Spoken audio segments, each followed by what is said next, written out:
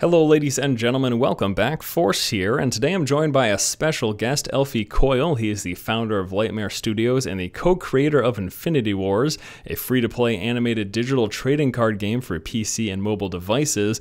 And we're actually going to be looking at an early build of that game right here. So first of all, Elphie, thank you for joining me. I'm really excited to take a look at this.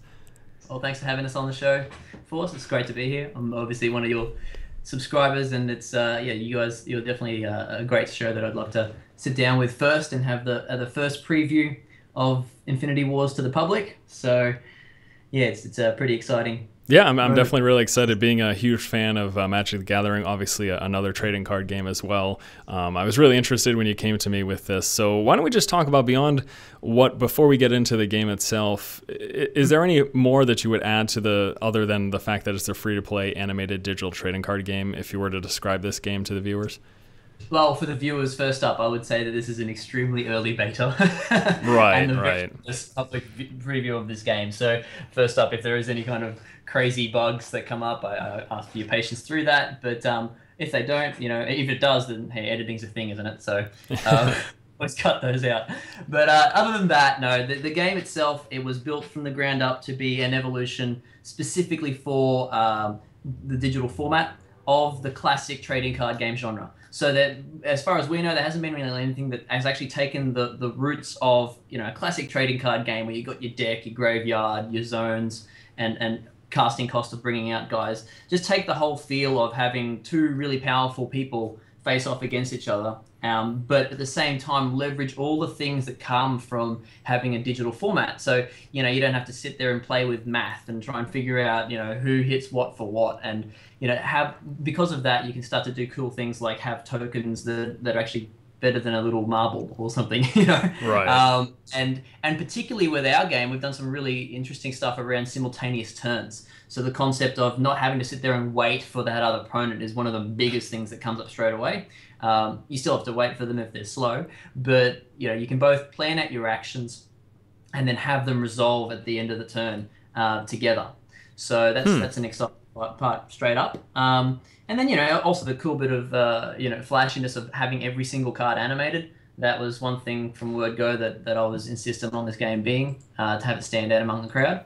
And that's basically the first to come to mind. That's one of the things that actually really drew me to this, because I was always so frustrated with other digital trading card games. As awesome as it is if you're playing on the digital format on the PC or mobile or whatever, it'd be nice to have some sort of animations go along with it. And the fact that all the cards in this game will be animated once it's fully released and everything, that's really, really awesome. So I guess why don't we just jump into it? And for full disclosure, I know absolutely nothing about this game at all. So this is going to be a learning experience for me as well as the viewers. Yeah, I can vouch for that. I remember we had a couple of conversations earlier, and like, what? It does that? That's cool. All right, so why don't you just tell me? Why don't you tell me what we're looking at here? I noticed we've got all these different zones, and that looks like that's my hand at the bottom. What exactly? If we could just take this apart piece by piece. Sure. So we'll take it from the point of view that obviously myself and the rest of your audience are pretty avid Magic the Gathering fans. So from that point of view, I can just build upon what we've done differently with this. So instead of having one place where you put everything, we've got 3 different zones that are called out in play, or deployed, sorry. So you've got the assault zone, which is where you'll put characters to attack the other person. And you've got the defense zone, which is where you want to put characters to make sure you don't get hit. And then in the support zone, it's sort of like a safer place for your characters that help out other characters to live. The other zone of massive importance is the commander zone, and this is a fundamental thing about Infinity Wars. And this is where you can choose at the start of the game, or prior to the game, when you're building your deck, you can choose 3 character cards that will be basically the leaders or the commanders of your army. And so in this case, with your deck, you've got 3 cards there. We can even just click on the first card there to see an example of the animation. Obviously, This is one of the best cards in the game, so it's gotten quite a high level of animation done to it. But the cool thing about the zone, if we just click on the card again to bring it, to put it back down, in this zone here, it's quite protected from any kind of attack. There are some things that can still get to the commander zone, but the key thing is you can bring these guys out. And I'll use magic terms. When you bring them out, they don't have summoning sickness. from this zone is one of the big factors. And the other thing is you can use the abilities of the cards whilst they're in this zone. So you can get benefits straight away. And what that allows is that you can really, each deck, when you see someone's commanders, you get an instant feel for what that what that player's deck's going to be like, because it determines what kind of cards they can build into their deck as well. If they've got more red cards, they can put in more powerful red characters and spells into the game. So in my case, I've got 2 of these blue-black cards and 1 of the jade gold cards, which allow me to put in lots of cool mechs and a few decent cool Asian warriors with cool key powers. Gosh, the animations are so cool. Definitely adds another level to the trading card game aspect. So for the viewers, I'm happy to sit there and look at the animations for the next half an hour instead of playing this. Seriously. Especially that dragon. So all right, so we've got these characters in the commander zone. You said it's like a generally safer zone from, I guess, just generally speaking, like spells and abilities that the opponent might cast against you. This is a more protected area. Only certain things can get through. And you start off with those cards every time, so it's a way to basically top deck your favorite 3 characters that you can put in the game as well. I have to ask this just because this stuff's just floating in my face. Is there anything special with the like fire animation and the shuriken or whatever that I have over there, or is this just all? That's just polish. So okay. basically, what side you pick will determine, what kind of symbols you have there for the default battle. I didn't know if I could just hurl a fireball at you or something randomly. Yeah. It's just for the default, make the default battlefield look a little bit different for each player. And then when we transform their battlefields later, then we'll get to see something different. So, yeah. All right. Well, why don't we hop into some actual play? So I've got my hand here. Can I just click on these cards? Is that? Yeah, you can click on the card and have a look at the card. And in this case, you've got a 1-drop there, which we can use straight away to do some damage. So I should just throw that down first thing. Yeah. Just click play card on that. Yep. And then you'll notice it goes straight by default into support zone, but it's not exhausted, so you can put it out because it's got haste. Click on the card again, you'll see when you click on the cards in the game. If you just pop it back in there in a sec, on the left-hand side, it gives you a nice explanation of each of the key terms. So units with haste come into play without exhaustion and can attack straight away. So it's really easy for new players to pick up because we explain most of the tricky bits on screen. I see. So is there a how does the resource system work in this game? Like that was a 1-drop. So I was just able to, go ahead. So one of the other fundamental things that we looked at when it came to what were the things that I got really pissed off about, and obviously the lead designer Ian Underwood, who's had over 15 years of experience in Magic tournament play, he and I both got frustrated, and every Magic player gets frustrated by the whole idea of mana screwed or having mana. So we've simplified the system. You get 1 resource every turn, and you get an extra maximum resource every turn, and that replenishes every turn. So it's like basically having a land put out for you automatically every turn, and you can play out any card that you've got in your deck. Now, obviously, that makes it people go, okay, well, can I just play any card in my deck that I have? Your cards that you can put into your deck are determined by which commanders you chose. So if you chose, 2 red commanders and 1 green one, if we click on the Dragon of the Sun Flame, you'll notice that in the bottom, this is just a bit of advanced stuff, but there's some purity. So there's 2 symbols down the bottom, which means I have to have 2 red commanders before you have to have 2 red commanders before you play that card or can have it in your deck. I see. But once you have that, all you need is the cost in the top right-hand corner, which is 11, to be able to play that card out. I see. And this one, obviously, that little symbol just means I need 1 red commander for that. Right? Yep. I see. Okay. All right, cool. So I played my first creature. I played a 2/1 haste, assuming obviously he can hit the first turn, and it just click enter in the top right hand corner, and rather than having to wait for me because I've already taken my turn, it just goes straight into the resolution phase. So there's 2 major phases. One is the planning phase. One is the resolution phase. Planning is where you choose all your actions, and the resolution is just where it all plays out. So you've done 2 damage to my fortress because there was no one to defend it. All right. And next turn, so you're going to have a couple of good turns because you played a red deck, which are typically quite fast. And I won't have much to play. for a while. So I've got my 1/4. He is highlighted in red though, so I'm assuming he's exhausted or can't be played right away, basically. Correct. Normal characters, if they don't have haste, they just have to sit in the support zone for 1 turn.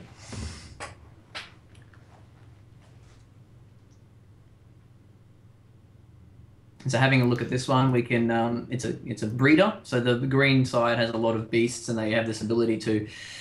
Sounds pretty OP, but they can make a lot of decently sized characters for free by exhausting each other and breeding together. So what does it mean? So, it says to exhaust. It's like tapping. So you basically tap the character and another beast that you have, which we'll probably do that next turn because we've got another beast in the command zone which we can use for breeding with. So that's pretty much the actions you can take this turn. So I just end turn. Early game, we'll just hit end turn, and I haven't. So there we go. Now I've just brought out an invincible defender. And so my damage went through even though you played a creature this turn because it was exhausted, or? Because it's not in the defense zone, correct. So if I don't have haste, I can't use it to defend straight away or attack straight away. Gotcha. So gotcha. I have to be ready for that, and typically why a red deck will get much early advantage. So in simplistic terms, defense zone is your blockers, assault zone is your attackers, and they can't. Correct. And can I change their zones every turn? It seems like I can. You can move the stuff around typically, I see. Yes. Interesting. All right, so I've got a turn 3. And it lets me search my deck for a location card and put it into my hand. Yep. So we're going to have a look here. So you've got 2 locations to choose from. Obviously, the green one you'll be able to play quicker than the red one. And, sorry, there was one interesting thing. You won't be able to click on that to find out what it does before you pick it. But oh, jeez. I'm going to pull that into your hand anyway because that's something that I just picked up in for a new person coming early beta? Is that what? Early beta. Yeah. So this one here, yep, cards of the Warpath, so that faction, the green one, costs 1 less to play. Commanders cost 1 less to play as well. Oh. Cards of the Warpath cost 1 less to play. Oh, I did not have the resources to play it this turn because I already spent my 3. Gotcha. So in the top middle, you can see the number of resources and how many your maximum is and how many you've spent for the turn or have left. All right, so I can activate my Caretaker? Yeah, you can. So, but I would have to tap my 2/1, right? I can't tap my exhausted guy. It has to be a beast. So choose a beast character. It says in the top middle what you need to do. So choose a beast character to breed with, and your 4-drop in the command zone is a beast. That little 5/5 you see there. Yep. Oh, it's not letting me tap him though. It's letting you tap that. So it might be only from deployed characters. Sure, so, that would make sense. Yeah. Yeah. Otherwise, it's a bit OP. So just click the cancel on the bottom left-hand corner. All right. Of this. Well, I guess I could just move her into the defense zone. Probably be good for her. She's a 1/4, so she should be able to take a bit of a hit before she dies. Now, will these things be resolved automatically? Like the fact that I put her in the defense zone. If you were to play something with haste that had 4 power and attack me, would I just lose that by default?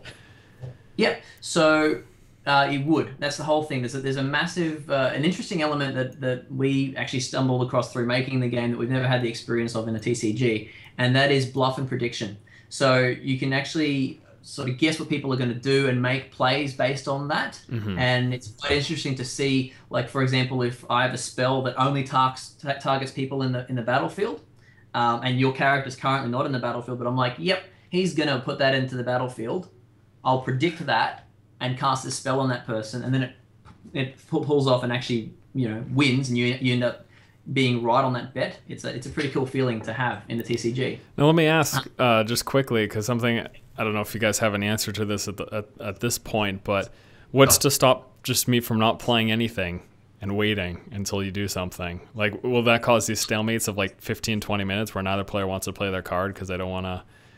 Is there going to be like a timer or anything like that? Or timer in general, but that doesn't actually affect gameplay. So what happens is there's a thing called initiative. So right now you've got the initiative. So if you look at your color is green in the top, your name is green. I see. Which means that when we go into the resolution phase, I'll break it down a little bit more first. So in the resolution phase, there's 3 parts. One is movement, so you move everyone around different zones. Sorry, before that, you actually bring out characters. Then everyone moves around. Then spells resolve, and then the combat happens. Okay. Now, within each of those different phases, whoever's got the initiative goes first. So I can cast my spell after you, or so you can cast your spell after me. And if you've got the initiative, then you're going to go first either way at the end. Now, obviously, each turn it alternates. So next, my stuff will go off first. So it's the closest we've been able to get to truly being able to do things at the same time. Right. I see. So just alternating initiative, and the person with the initiative, essentially their stuff resolves first. Oh yeah, it layers. So basically, in the end, I don't know if we've actually implemented this, but the idea is that your thing will go off first, then my first spell, then your second spell, then my second spell. Gotcha. That's how it plays out. All right. Well, I don't think there's anything else I can do this turn. You've got your 1/4. All right, so we're just gonna when we click something, when we go into combat, we'll just pause for a second and just show how combat works, all the basics of combat. So okay, so should I hit end turn? Yeah, when you're ready, just hit end turn. We'll see what happens. So I just gave away that I moved my guy out, but there he is. So just click a button there. Okay, so it says that you've brought this into your hands. It just plays out all your stuff and allows me to see what it's done. Now, combat's just happened there. So your 2 has come off my 2 and killed me, and then my 1's come off. So not killed me; it's brought me down to 2. Right. And my 1's come off your 1 and brought you down to 0. So my guy dies there. Now, thing about this again, another point of difference is that we can actually track health digitally. Obviously, on a card, it's hard to physically go, well, this person has lost it, had this much damage, and you have to mess with counters and all that kind of stuff. There's other games like Versus System back in the past that used to have health, but it was hard to track. So now what will happen is that 4 health that I had goes down to 2. And that stays like that. There's no healing at the end of the turn or anything like that. Oh, it's permanent damage. It's persistent damage. Huh. Persistent. That's perfect. Persistent damage. I'll remember that one. All right, neat. Well, I mean, it sucks, but neat at the same time. It just affects the effect of the combat. Yeah. All right. So, just for the sake of showing the viewers and stuff, you've got a cool little location in your hand, the second card that you've got there. Which will make all your cards cost less in the long run as well. But if you play that, you can see, what happens. Okay, so I'll play the location. It's going to use 3 of my 4 resources. Yeah. Oh, neat. So there's a new little water animation. That's cool. And that's something that just stays in support, right? Yep, it just stays there in support. You can have a maximum of 1 location. That'd be just kind of weird. You can have more. But yeah, and then obviously if you bring in another one, it destroys the old one. I see. Okay. All right. And I still have enough resource to play my 2/2, my 2/1 haste. So we're going to throw that down too. Yep.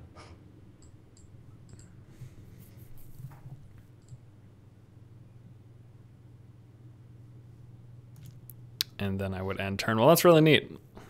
You took that animation all the way.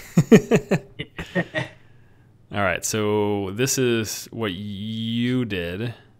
So in the top middle, it says Agent Coyle played and explore.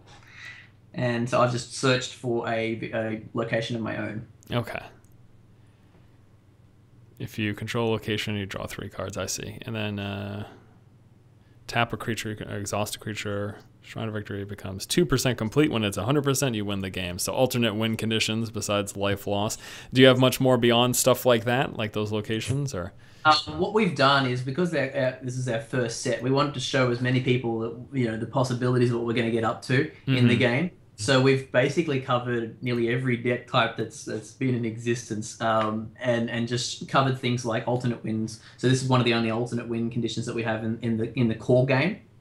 And then we've covered other aspects of deck creation, such as direct damage and massive beasts and playing playing with initiative and stuff will be covered in the next expansion.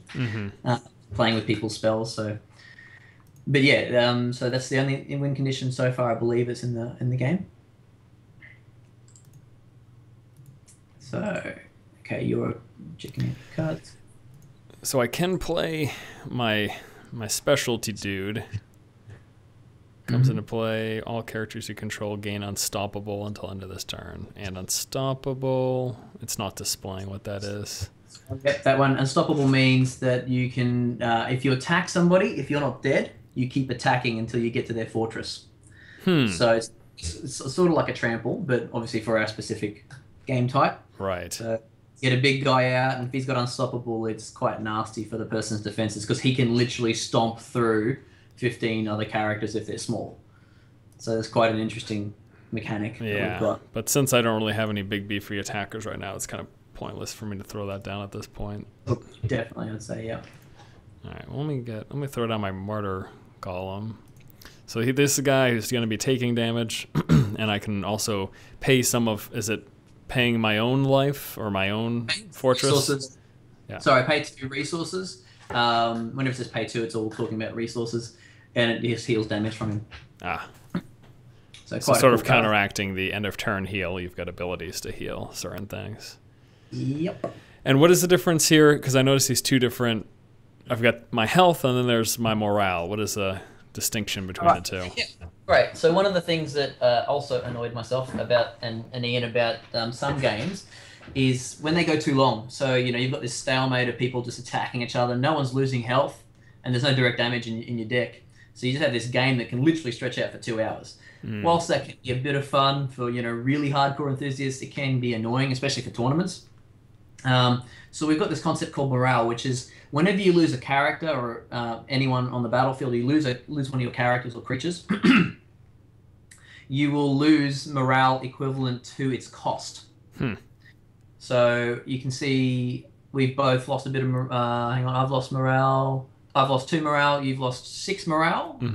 So that's because you've lost 6 cost worth of characters. 6 resource worth?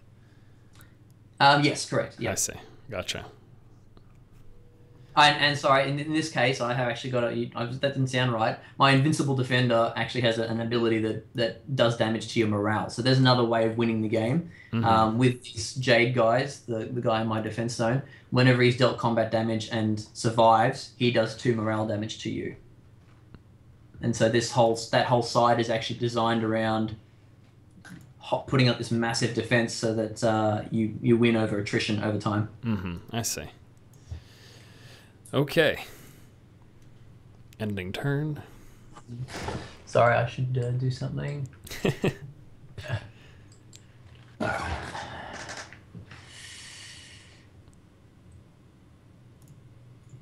Okay, so I brought out my Shrine of Victory. Now I'm using my Cannon Fire, so we'll see a little bit of an attack animation on the battlefield when this off. Deal 3 target damage to target character on the battlefield. And so we saw a little bit of a cannon shell land on the poor thing. Right.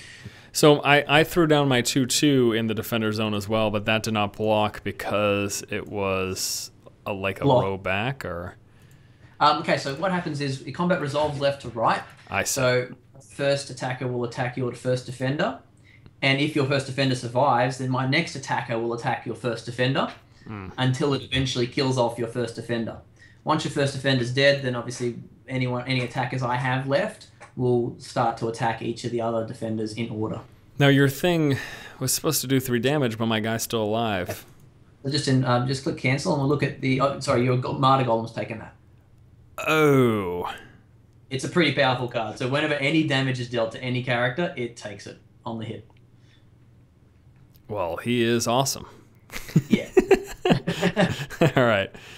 And I can activate his ability to heal himself up, I guess. Yep. And you can do it a couple of times. If you want. I just did it twice. That sucks. Yeah, I didn't mean... All right, that's fine. It's pretty used to because obviously it's... it resolves at the end of turn. Yeah. All right.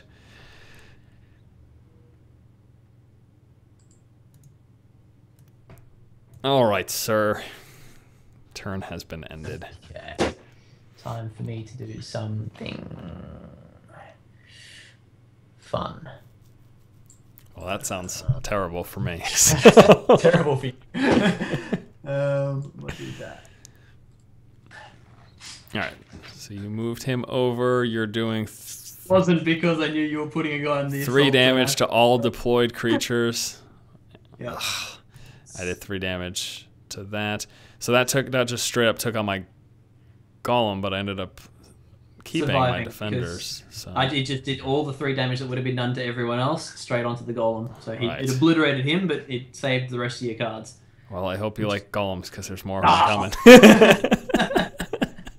And just a heads up for the audience, I can see his hand. So Yeah, I know. I'm trying my best not to cheat. Might come through subconsciously.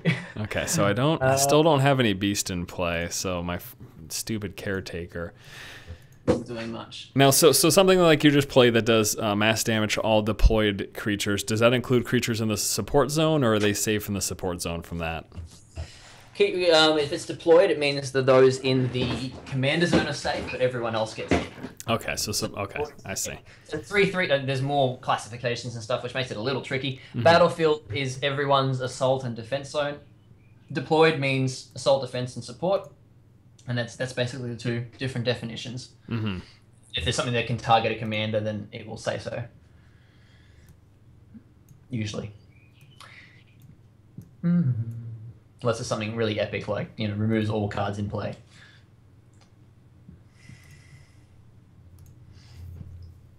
Okay. Yeah, I'm going to do that. And turn.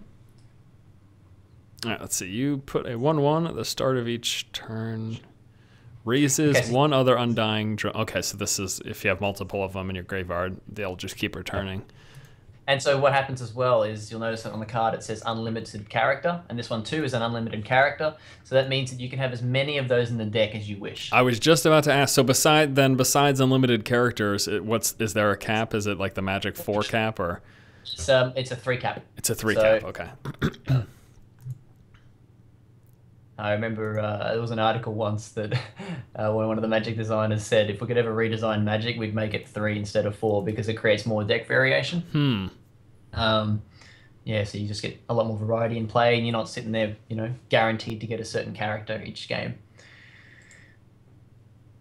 And the thing we've done to sort of make sure that you can get a guarantee is the 3 commanders, which is a pretty big decision to try and make it one of your main guys. What? This This guy's invincible. Yeah. Yup. About that. So let's walk through invincibility. Is it as ridiculous as it sounds, or are there things that trump invincibility? There's a couple of things that can trump it, I believe. I think there's a couple of spells that can trump invincibility. Other than that, you just got to make sure you've defended. So obviously it's an 8 cost for a 4. There's a bunch of different mechanics I could do to try and defend that. Like my 1/1 ending drones on there, and you've dealt your 4 damage to my 1 drone, and I bring him back next turn. Sure. So I can put a standstill to his attack. But yeah, he's a pretty epic card. Sort of like just sort of chump blocking. Yep. And so I'm going to get ruined. This game's going to go very quickly if I don't do something. Okay, so one other thing I'll explain as well is there's... what was it?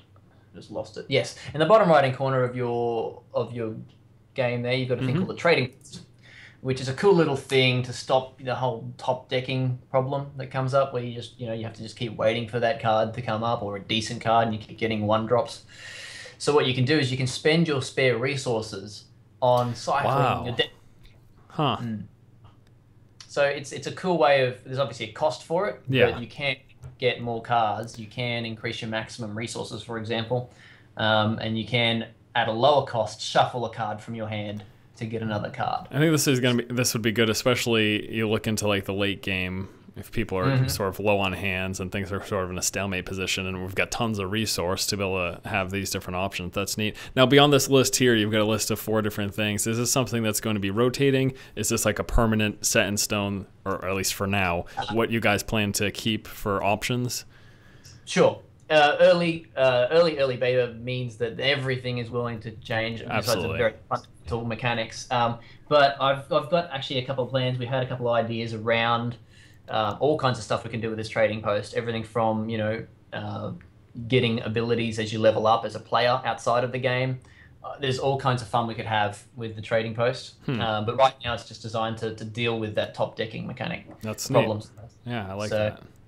Yeah, we can have lots of fun with that as we get more established. As long as people can't pay for advantages mid-game.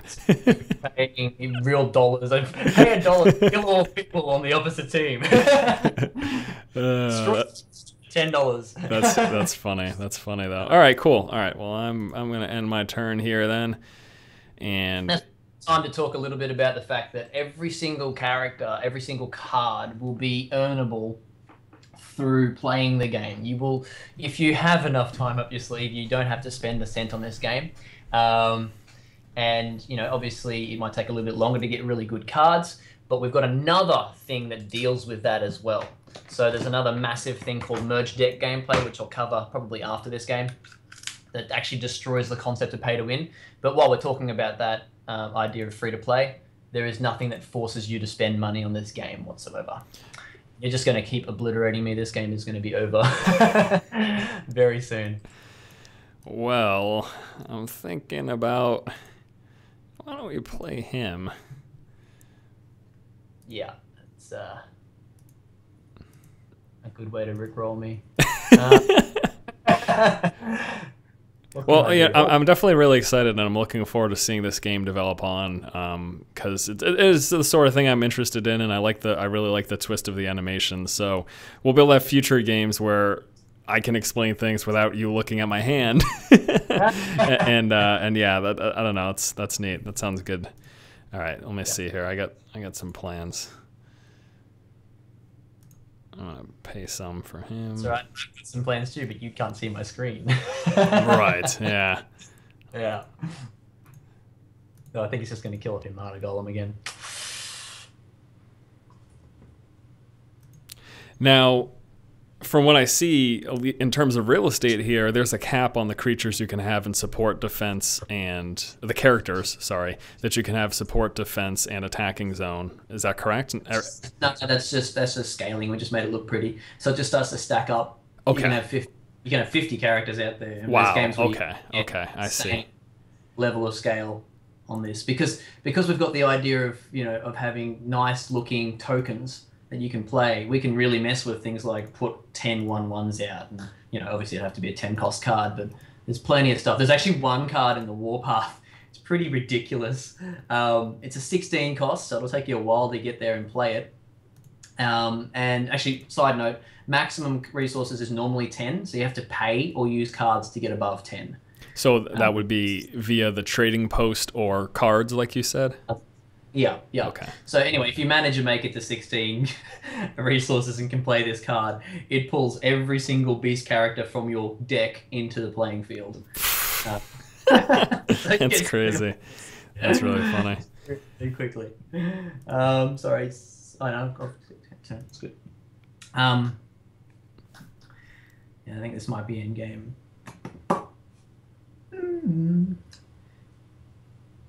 What else?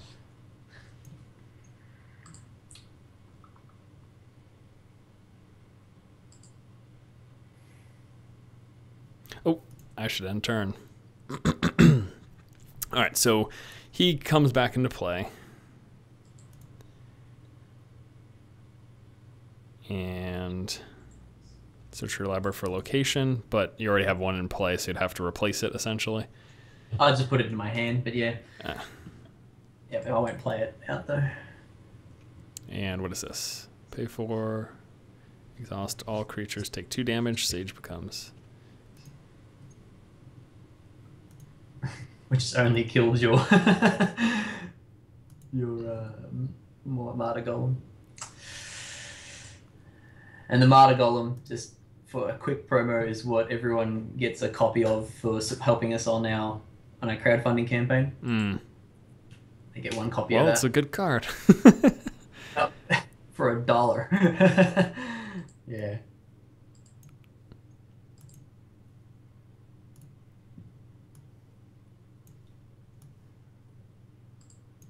Okay. Let's get nasty.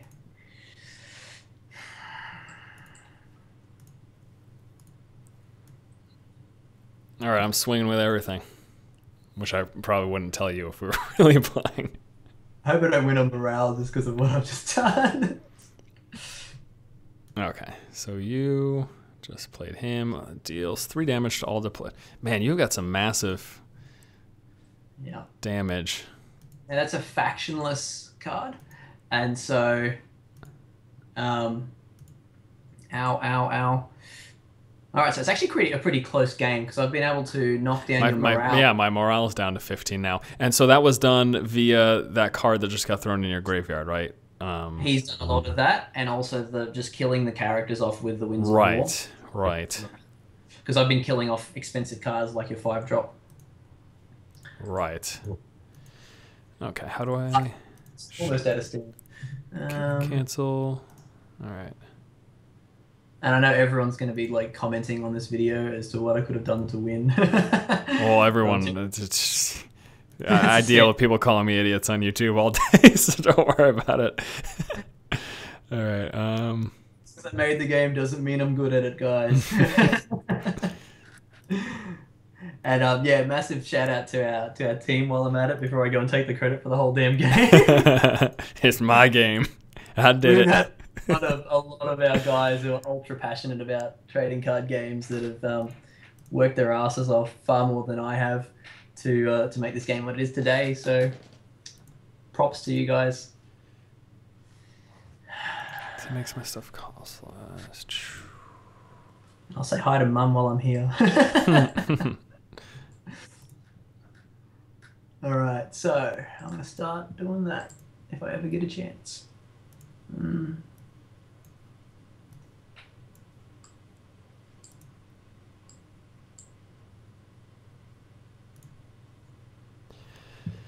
All right.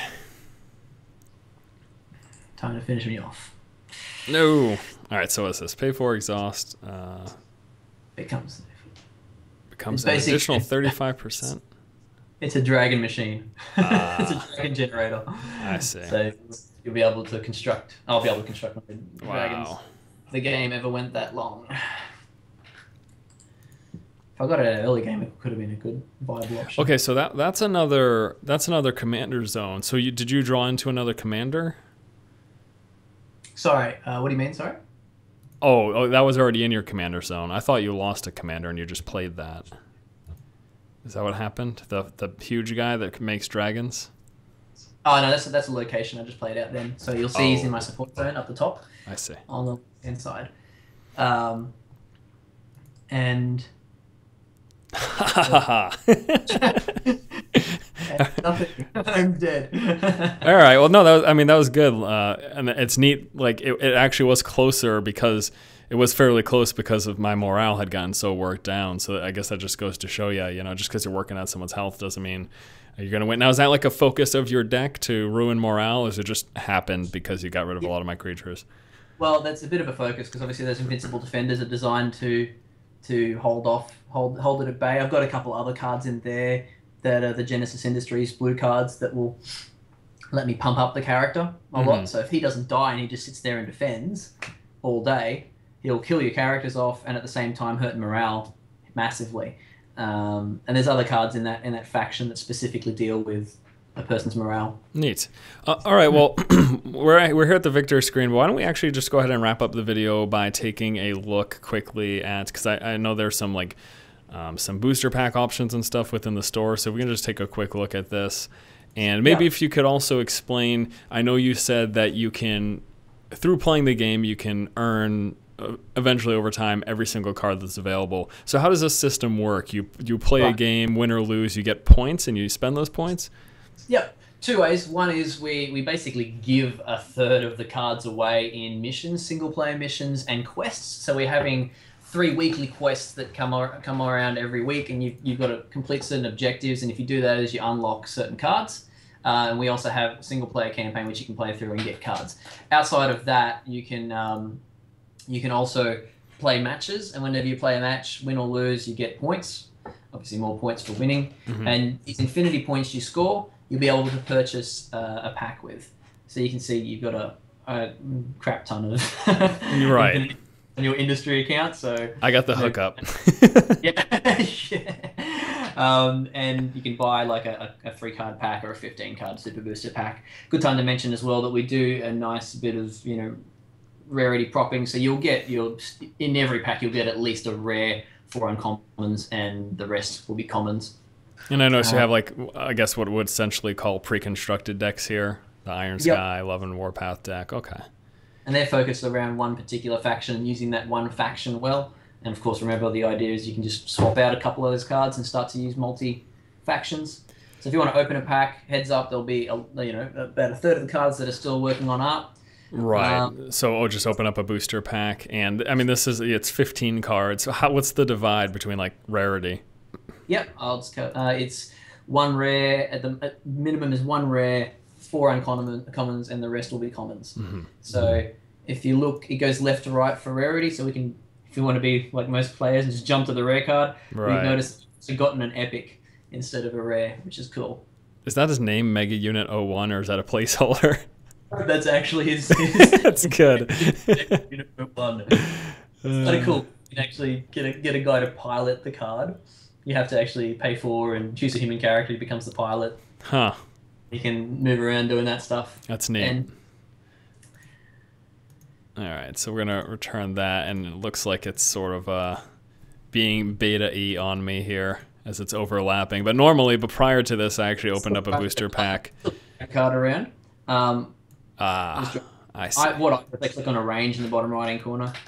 This actually annoys me, this layout, so it'll probably change. There you go. You can just see all the cards. And again, like he had stated, some of these aren't going to have artwork. You said about a third you're still working on getting the animations done for. Yep. Well, this is really cool. I'm definitely really excited to see how the development of this game continues. Like I said, it's definitely something that's up my alley personally because I'm such a fan of trading card games. And yeah, so how are you guys doing right now? Obviously, this is an early beta. Do you have a projected timeline in terms of if you're planning on going into an open beta, eventual release? Is this a planned 2013 or 2014 thing? Oh, it's certainly a soon. As soon as we've got it done, which is soon. Yeah. A lot of soons, but it's definitely on the cards for us, an earlier release as possible as we can. We want to get it at least into an invite-only release very soon. So if anyone wants to, jump onto the infinitywarsgame.com site, there's just a little box there. You can throw your email down, and we'll let you know as soon as the invite betas are ready to go, and everyone can just start enjoying it straight then. But if you want to enjoy it straight away, there is a crowdfunding option as well. So from that same page, infinitywarsgame.com, you can find our Indiegogo and pledge on there to jump straight into the beta and get a whole ton of cards, way more than you'd get post-release. And the other thing I'd love to bring up as well is that we're really conscious of people who are right into trading card games, because that's what we are, and we want things like draft mode, tournaments, all those things are being built as well in the near future. Awesome. All right. Well, thank you so much for joining me, Elphie, at this look at Infinity Wars. Once again, guys, being developed by Lightmare Studios. This is going to be a free-to-play animated digital trading card game coming to the PC as well as mobile devices, and it'll be ready as soon as possible. And I'm sure. Oh, go ahead. And the other thing is, I'll flick you a link for the description for our preview trailer, which has just come out, which we're quite proud of. That gives you guys, a good snapshot of exactly what it is we're going to be getting up to with this game, and what it means, frankly, for the trading card genre. Very exciting, very exciting. Thanks again, Elphie. Thank you guys for watching. If you like the content, please subscribe, keep watching, and keep owning.